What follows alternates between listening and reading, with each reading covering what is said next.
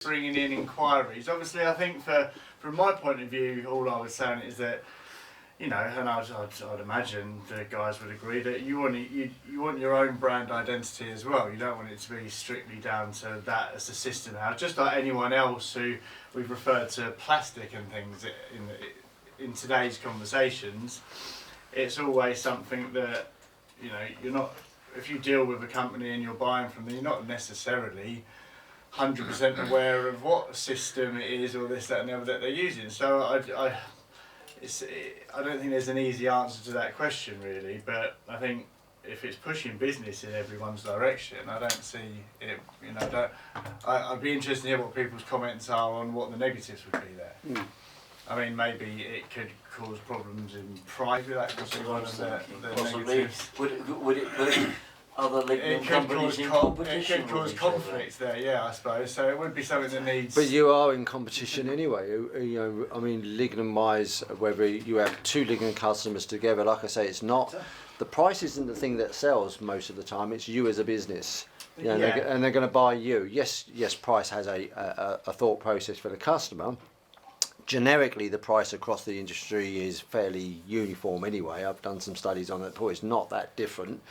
Unless you get somebody who has no idea and they're really too expensive or too cheap. On a whole, it's within a margin. Everybody's paying. The market will only take a certain price anyway, so you can't be too high. And if you cut the price, you're only going to cut your own margin, so why would you do that anyway? So I think the thing that would sell anyway, individually, your own branding and your own business would sell, and that's what the customer would buy off anyway. Possibly. You know, what about the feeling that people who aren't inside the network, doesn't it make the people in the joinery network a select few? Maybe the outside joinery world. But then they can join. As simple as That's that. a very abrupt answer. It's a very straightforward answer, John. Join us. I was going to join them now. The thing is, the joinery network's for everybody. Yeah, so we're a joinery network, and it's the joiners. Any joiner who wants to be part of this can be part of this.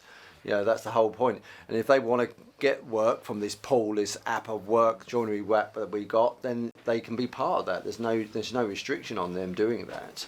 That allows them to grow their business. If they want to stay away from that and market their own business, they're entitled to do that as well. Yeah, I do agree with you, but there'll be a bit I'll have to say here that you'll probably have to edit. But sometimes I feel like there's so many select, even religious groups now in the timber. I'm not getting into this conversation. Yeah, in the timber world, and I'll probably insult somebody that's here, but I mean, you know, Plymouth Brethren, for instance, they're very select. I don't like that sort You of don't want it to become like a cult. No, I don't. That's what we're building. The thing Well, I'll is, tell you what, when you start identifying as a penguin,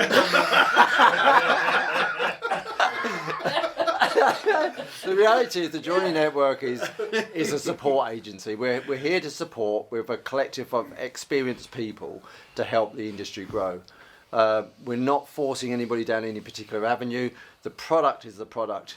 You know, You don't need to sell to me. No, I know I don't. So yeah, I'm just trying to sort of think what the issues would be really. The No, I'm more just noise throwing that them can into be a pot. created, I suppose a good way to put it maybe is that the more noise that can be created about timber windows and what's good about this particular method of building timber windows, the better, because you know, the more attention that's put on it, and it brings the business to any one of us. Absolutely. I would agree with you completely. I just wonder if, with the complications of living life in the joinery world, whether you could eventually end up in a situation where,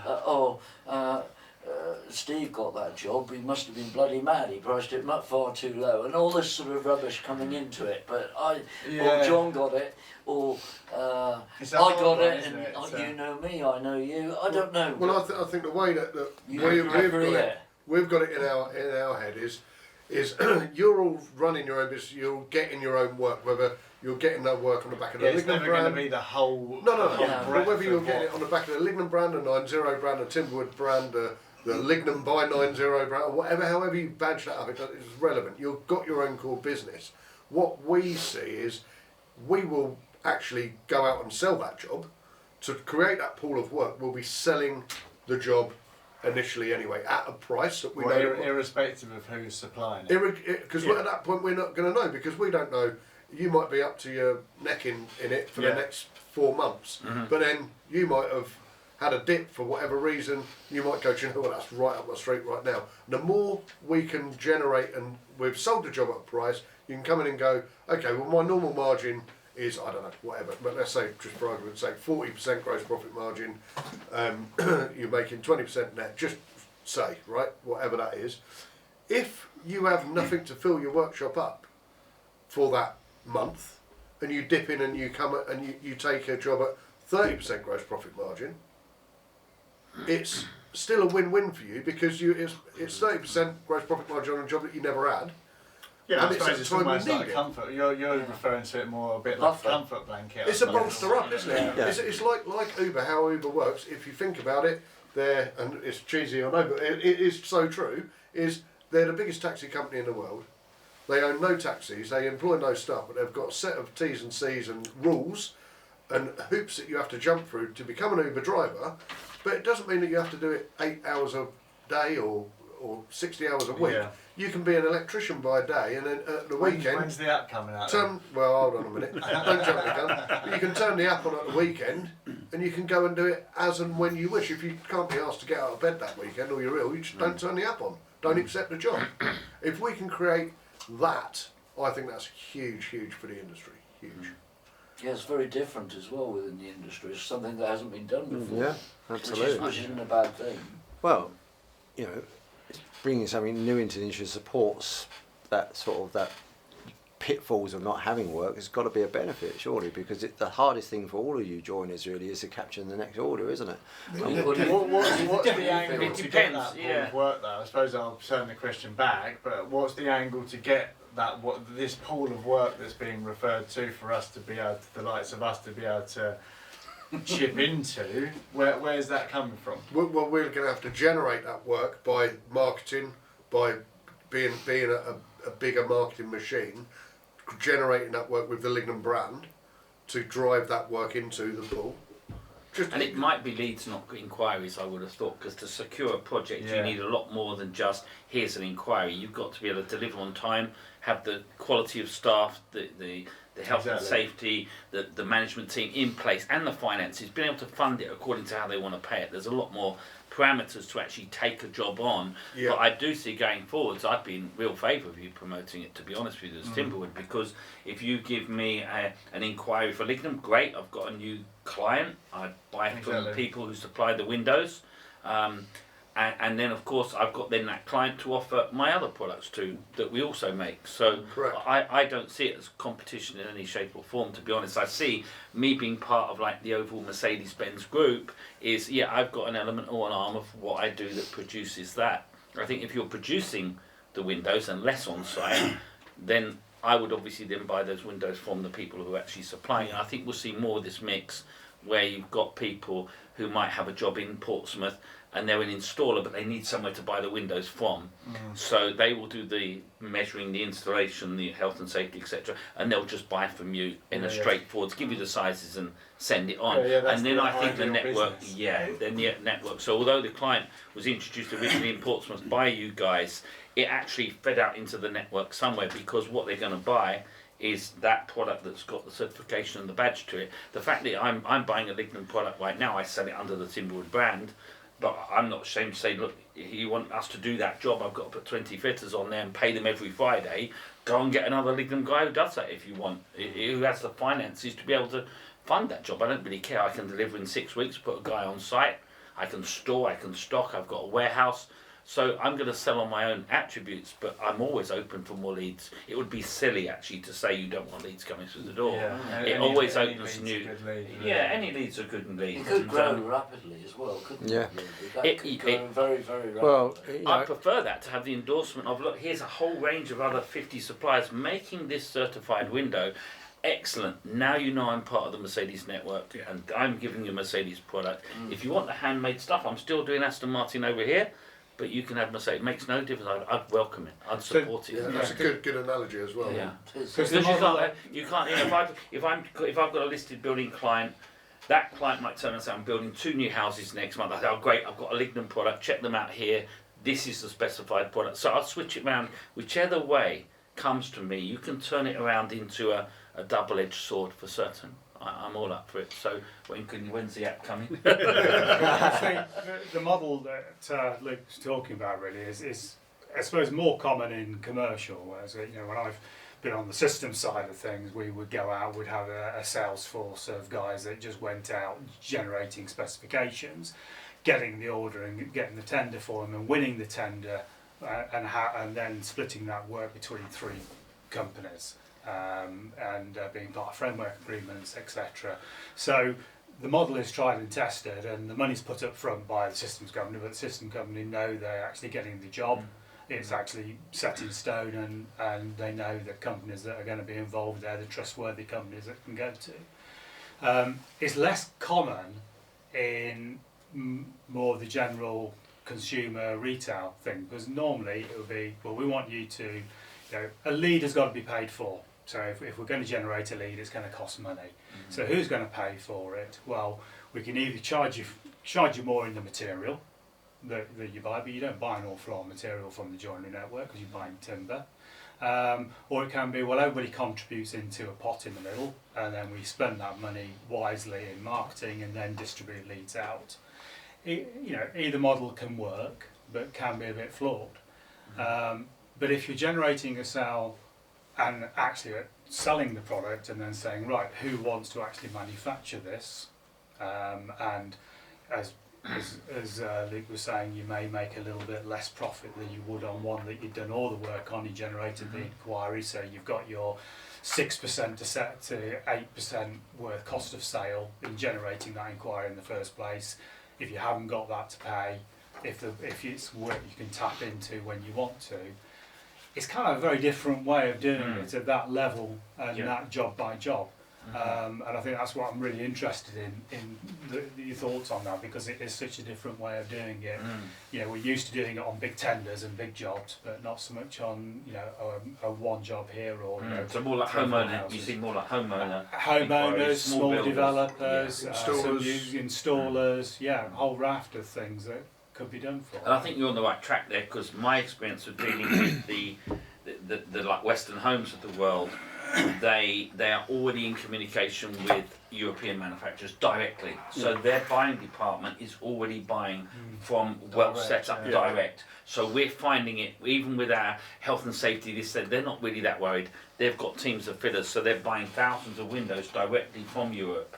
So at the highest level, we don't even get a look in. We get told, you're too much percentage in the way. Well, would you say the general public would be are more interested in now purchasing something that has got a UK-made manufacturer badge on it?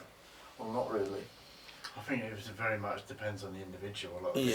Sadly. I think people would like to buy British, but I think it comes down to price. But it also, the world has become smaller now, and it is a lot easier to move product around, whatever the product is. It's not as costly as it used to be. There's not so many restrictions as there used to be. Providing the customer can go back to somebody if they have an issue. Yeah, that's the point. That's the certainty of the system. So that's the thing. So, and we all know that there's European sales facilities within the UK that sell from abroad, and that's their go-to. Whether it's for sales, installation, and aftercare, they'll go to that office or that office space to get serviced and looked after.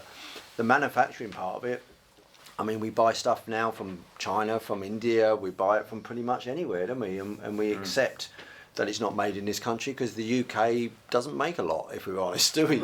We're not, we're not a manufacturing island. We're a whole load of bankers, really, not wankers. I think bankers. So the reality is, people will buy from abroad. But sometimes customers do, and it is a mixed bag, really. I don't say it is. It's a lot of companies do use that Union Jack as a selling ploy, but I'm not sure it really works as much as it should. I think it's got weak as well now as well, because I mean you can so easily buy. I know recently we bought a new compressor, and I bought it. It was a Clark compressor. Yeah. You know, not simple, not the best. It's just a simple compressor. Great big UK flag on it. Yet all of the parts are coming in from China, and it's just put together in the UK. They put the UK badge on. Yeah. Because it's put together in the UK. Yeah. Well, what does that mean? Not much. It Yeah. only lasts 6 months, and it's had it anyway. You know. And then you got to wait 6 weeks for the part from China. Or you buy on eBay. So you know, the reality is that buying UK is a wish list, I suppose, but not a necessity. Not a necessity to actually buy and purchase product or whatever it is, whether it's windows and doors or anything. Sometimes it is nice to go to a workshop and see it being made and doing your CBTs and all of those things. That would probably. I think that's a key but point that's as well. selling because they can get part of that process then, aren't they? But most people are just buying a house to make it look nice and comfortable and to a feel without worrying about getting involved in what the actual product is so much. So it's a mixed bag, I think. I don't think it's as important to have bought in the UK as it used to be, which is a shame, but a reality. I suppose in the PVC industry, you've got the Sunics, the Rehows, the Commerlings. They've all come with a system that's endorsed, and I think that's the biggest thing you can give to a small joiner. Is we've made with my tooling here and my assembly, I've made this tested, approved Commerling system here locally for you, using local labour. Is probably the biggest story we've got. If you're local, made locally by locals for locals, using a system that's been endorsed by a UK organisation, I think that's the biggest story to tell. I think if they can knock on your door if they have an issue, then they're comfortable. Yeah. Lignin was always set up as a brand to sit alongside your business, not to take over. You know, we're not. It's not a franchise, really. It's part of it. It's part of the flow. Yeah, we're not looking to put McDonald's over the top. Or the big L Golden L. It's to sit nicely alongside. And the added part is if the joinery shop is full, there are guys definitely who are in the network who can supply windows. So Absolutely. you can call on 50 windows and say, right, okay, I'll make the first 10, but actually the next 40 will come straight through. Or multiple suppliers coming onto projects, something like that. So that gives a scope to the small joiner they've never had on before. the big guys that you're talking about that are doing 5,000 windows, and etc. But also I think it's a great way of growing because, like you said, if you're forever growing your workshop, there comes a point where you don't have enough work to fill it. Whereas if you keep your workshop at a certain point, but bring in additional sales that come in above that, and you can outsource it, you can make sure that your workshop is always full. Because if you haven't got the work, you just slim down and you don't outsource. If you do have the work, you can take that on. And also, you can take it on without your lead times. And if you overshoot, you can bring in windows from elsewhere that you know there might be a smaller margin on it, but at least you satisfied and you kept the client for future work. You've covered your overheads, and that GP is going to drop straight to the bottom. So even if you do make a slightly smaller margin, you're still making good money on it because you've got a full factory. Well, the reality is, the bigger you grow, the more you've got to feed it. Yeah. You know, and it's going to come to a plateau point where you can't feed it with enough product. Because either you can't get the staff, you haven't got the room, or the work's not coming in. So it's, you know, realistically, But equally, if you prove the amount of work by outsourcing, if it's consistent, you can then go, right, we are doing an extra 100 grand a month outsource. We can now spend the money to enlarge our workshop and just bring that back in again. Because it's guaranteed. Give you the confidence to do it's that. not just a peak and it's going to dip back down again. You've got that consistency. Yeah, makes and sense. that's a brilliant way of growing the manufacturing business. Well, we saw that when I worked with you, Steve. Exactly. I mean, you know, you were doing all the sliding sash windows. Yeah, and then we could tackle that larger project. Yeah, of which I was making a markup on Steve's sliding sash windows. Mind you, he charged me so much, it wasn't much for him. A smaller margin. I'm still a margin nonetheless. Absolutely. You know, I really could not have taken on that project without Steve. Because it was enough for me to keep up with all the casement windows and doors. So there's a typical example of a job that I would not have got without the joinery network. Yeah, and I think that's one of the biggest messages that's trying to be put out there, isn't it? That it makes projects like that more accessible for more people. Yeah, don't be frightened away from jobs that you think you wouldn't normally be within your scope. You know, because there's enough businesses within the joinery network to take on that scope. And we've not just done it with you guys, we've done it with other joiners up in North and a few companies up there we've worked together. And sometimes you get overspilled with work and you think, oh, I'm full up, I'm now on 14, 20 week lead times. Well, it helps control the lead times. Well, otherwise you lose your clients, because if your lead time goes out too much, you take on one big job and you lose all your other little clients. Which, you can't do that. And that well affects the smaller companies like mine, because you know, it means that we can not make.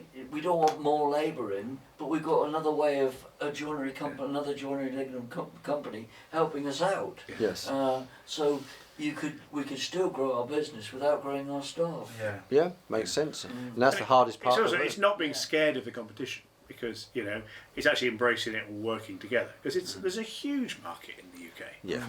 For timber. We're not even tapping into it. We're scratching the surface, and actually, if we collaborate and work together, it just helps everybody, rather than trying to cling on to, no, this bit's mine and I don't want to work. You know, I don't want to be talking about what works, what doesn't. It's brilliant how open you guys have been in terms of what's been successful and what's worked. And because I think so many joiners can learn a lot from it, but also one of the reasons you are successful is that I think you are open and you are happy to collaborate, you are happy to share your knowledge, you are happy to work with others. You're not trying to, well, I've figured it out and I'm going to keep it to myself, because you know, and it's such a short-term view on it. Actually working together, like you're saying, on the bigger projects, and it opens up those doors, and it brings far much more into your business than it would ever do in terms of losing anything from it. You know, somebody might know my secrets and therefore they're going to go and replace me in the market. That's not the way it works. You know, it really isn't. Well, while we're on collaboration, cross-pollination, selling, you know, to one another, intertrading, whatever you want to call it, probably a good idea to come on to the Lignum entrance door opportunity.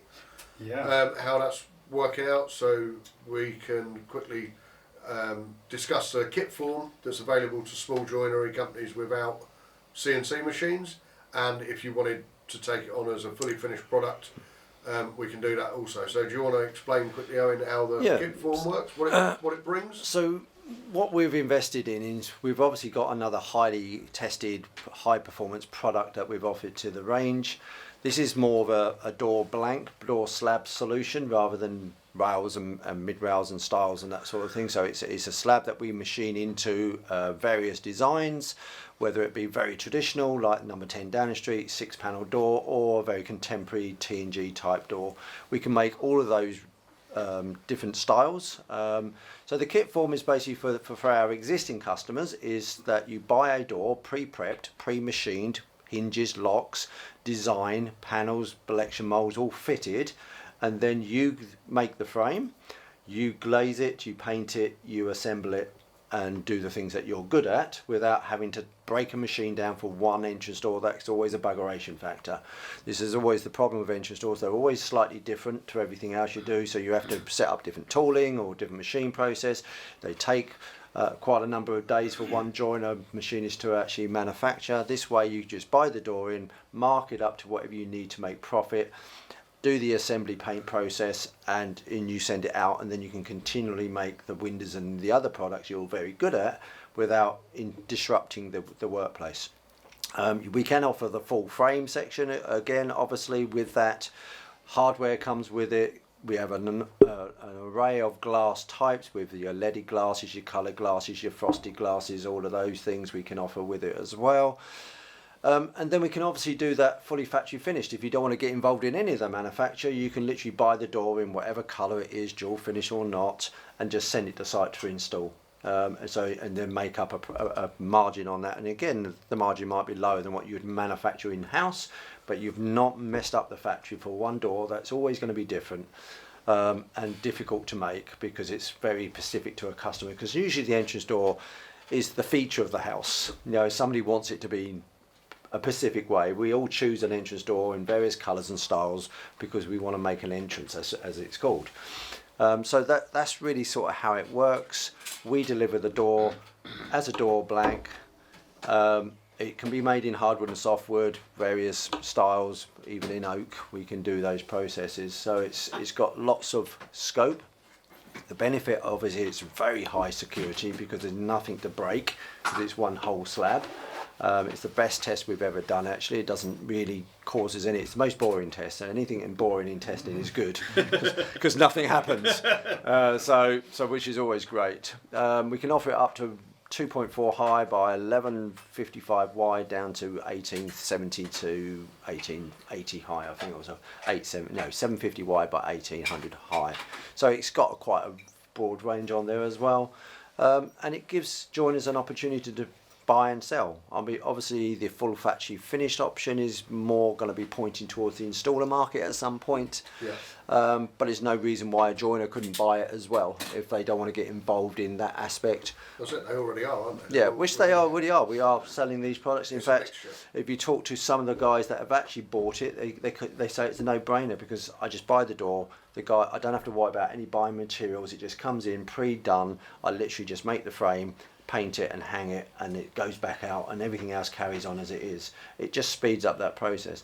Now I know, Ian, you've got a CNC on there, but that means then you've got to find capacity for that CNC, and you may already be up to capacity. So it might be a case of, I don't want to add anything else to that product.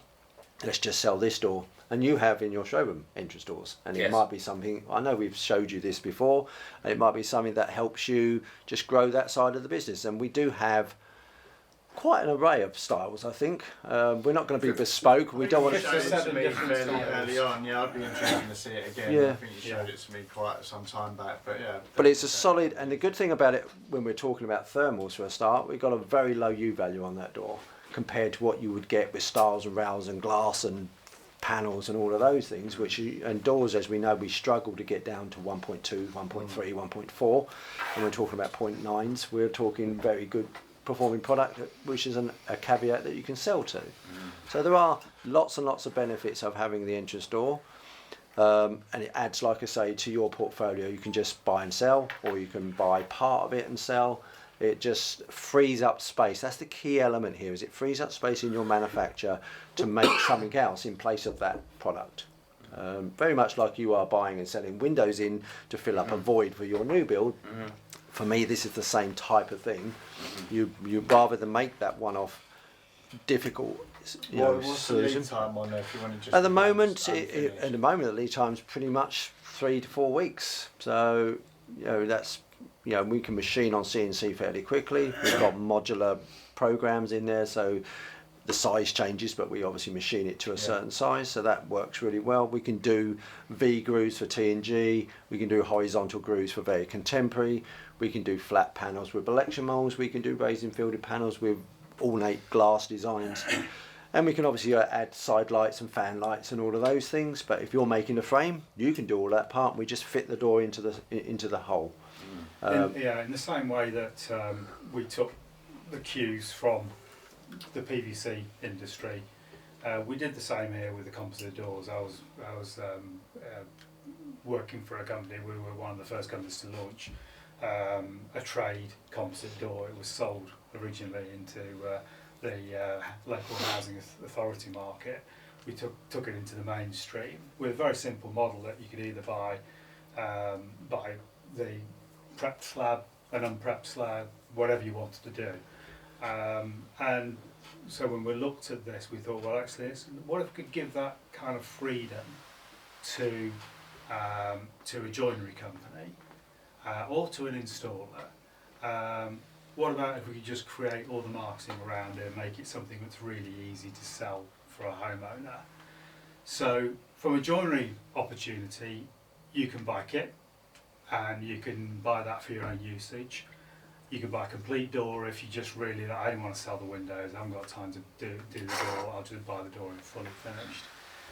Or it may be, as you might want to do this, Steve, you may say, well, actually, I've got a load of companies that actually I could buy the kits myself, make them up, still make enough margin on to sell them trade, because I know full well the installers that are selling that are going to be selling that door for £4,500, and they can still make good money even with my markup on it. The literature goes through, so literally from one brochure you can see all the glass options, you can see all the door styles, everything there in one nice big brochure. There will be coming along the line in the not too distant future a door designer that goes online, so people can have it onto their websites. Yeah, we've got a few other tricks up our sleeve to develop on from there as well. But it's just about giving maximum flexibility. It's taking it from concept that's been around. The glass options that we have on it, we've kept the glass options quite minimal, really, to a degree. But there's still half a dozen options for each door, the glass options we've got are all on the shelf in the factory. It's just up in Hoyk. We can order whatever glass you want from that range, or if you need something a bit more bespoke, we can get that as well. And it gets delivered directly to you to just put in. So there's no waiting to come my local glass company. You're in a different position here because you're your own glass company. But I do know what it's like trying to build a triple glazed encased glass with toughened one side, laminated the other side. That's all off the shelf.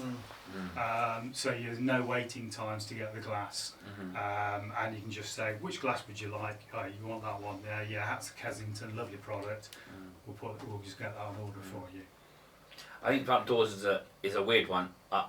Not only is there only one front door to 30 windows, often you go to a property where they want the windows but the door's original, they don't want to change it. So it's worse than that. What's also worse than that is to make one door, you could make 25 windows in the disruption time, the discoloration of paint, changing the CNC settings. The guys aren't so familiar, different benches have to be shifted to. It's like being in a fish finger factory and you suddenly say I'm going to run a couple of sausages through and it's not, it just messes up the whole analogy. So I don't want anything really to do with front doors. The front doors we make are exact match ones, and usually they're at the really high end price bracket, and that's because they're part of that window package. So but where we do see the opportunities, where we've got the Lignum range going into extensions or new builds, or people building on another home on their land next door in that new build sector, because right now they're using that we were discussing earlier on about the discoloration of the composite doors in that lower market. I mean, certainly they wouldn't take a door from us because of the price pointing, but there's a gap inside that market. And I think from the joinery network's point of view, to have one guy who actually, so to put your system into my factory, I'll probably say no because of the headache factor, but to give me someone that I could actually buy it from, that actually was making 10 or 15 a week, that were coming out finished, I could just say, okay, give me 2, and I'll sell windows to it. Is a really, really good opportunity. Yeah, and we can do that as well. Much easier. If you're asking me to cut my own door and panel out in my factory, I'm going, well, that's my 20 box size windows. Or they're all stacked up there because we've got to do waiting on that one thing. But for me to have a facility as part of the joint net to say, okay, this guy's going to make them, okay, and we're going to, when we get that type of project, we can feed it in then. And again, it's like what John said, it can go on a lower margin because I'm adding it to, I did the 60 windows and I got the front door and the rear door and the cellar door. It's a very different, and it's again up to me to coordinate with you guys to get my sales guys and surveyors to realise that opportunity with that brochure is there. We can add that in. It could be almost a stand. We've got the Lignum range, we've got your historical range, and we've got a door range, and you could sell them literally as that. And this is, your customer can go through the online things. Like, I'll have that style in that colour, and you can just buy it off like that. Yeah. I mean, obviously the doors come pre-finished when we say kit form. The panels are fitted, the collection moulds are fitted. The only part that you will be doing is the glazing beads on the outside will be fitted. The glazing beads on the inside for the cloaking off the glass is made as a picture frame and then just bonded together. So it's pretty much, there's no machining on the door at all. The part you make is the frame, but obviously you've still got to machine out hinges for your frame, lock keeps for your frame, so those parts are extra. Or we can do the whole thing. Buy it complete. Buy it complete, and then actually, if you're good at assembling and painting, that's all you would have to do. And then you can get involved in which colour it is, and you can get it to you the finish that you want, and all of that side of things. And we just the actual machining, manufacturing, buying timber, and all of that stuff's done. And you literally just comes in as a kit. I think this is partly an educational thing. Looking at it from my point of view as a company, I've got to get it through to my surveyors, through to the sales, through to the marketing. Yeah. I've got no They've got to sell it in existence. there. They say I want a front door look just like the neighbours, and I want it like that. That's how we're at the moment. I'm not going out with a brochure trying to sell a front door. No. It's not my mechanism. The guy's got to come to me and say I want a front door, Yes. and that usually comes by way of an architect for a housing association. So the way of a PVC company where they have the front door on, the price of that front door relative to the windows has a relationship. Yeah. Whereas I think this relationship and the value of what we're putting in probably needs to be looked at in our sector. But there is a market for it. I probably would want to buy it from somewhere else. Yeah. Is my view. But I don't want to train my guys how to. No, on my he'll production just line, turn but to up. buy it in as a network and know that it's part of the same brand, and the certainty and the testing is absolutely great. What's interesting with this, I can see this going very similar to the way that aluminium got into the domestic market. It started off with a bifold door, and then so people would only sell a bifold door. So installers would buy PVC windows and aluminium bifold, and then homeowners said, "Oh, I like that slim design. I really like that. Could have a window in it as well. Maybe I need a window at the side of the bifold, yeah." And then it grew into the systems. I showed this product to two of my window installation customers recently. Both of them said, "When can I have it in the showroom?" Because we don't sell windows, but I could sell that door. We're going through that at the moment. Now we've got a complete door solution. We'll be. I think the comparison's got to be from the composite, which has got significant failures inherent in the design and longevity of it potentially. When you've got a timber one, you've got to sell that. So you've got to pay 2,000, 2,200 for a front door composite. Well, you're only at the 4,000. That's not. If someone's got a house worth 200, 300, 400,000, to spend another $2,000 on what is a front door, it's insignificant because you've got a solid door with a proper furniture on it. That upsell is going to be. Well, you tell really the difference exciting. when you shut a composite door. It's quite rattly and feels quite easily to break into. When you shut a timber product, or whether it be a window or a door, you feel quality. You feel cool. That's got and the something. recolouring ability as fashions change, not to be stuck with a composite. Well, that you exactly. can't paint. We were just saying this earlier. Composite, after a number of years, especially if it's south-facing, starts to fade quite quickly, which means then it's done. That's it. Your colour, your nice bright blue door now is a dull sky blue instead of a nice. You may find, Andy, this is a good seller to actually promote from people like John and Steve to the local PVC aluminium market to say, actually, put a good front door on with your PVC and buy it from these Lignum guys with the tooling, again, as part of the network, is actually a really strong way, because I'd say that the best way is to be selling that high-end PVC type market, but have a really good front door. They don't have a solution to find that right now, and they're easier. They're all in the Google Yellow Pages. You can find them quite easily and offer them. They can put a product in the showroom. And if you're local to them, choosing the colours, choosing the finish, I think the system of selling that is more, it's away from joinery and it's more into the double glazing market. Yes.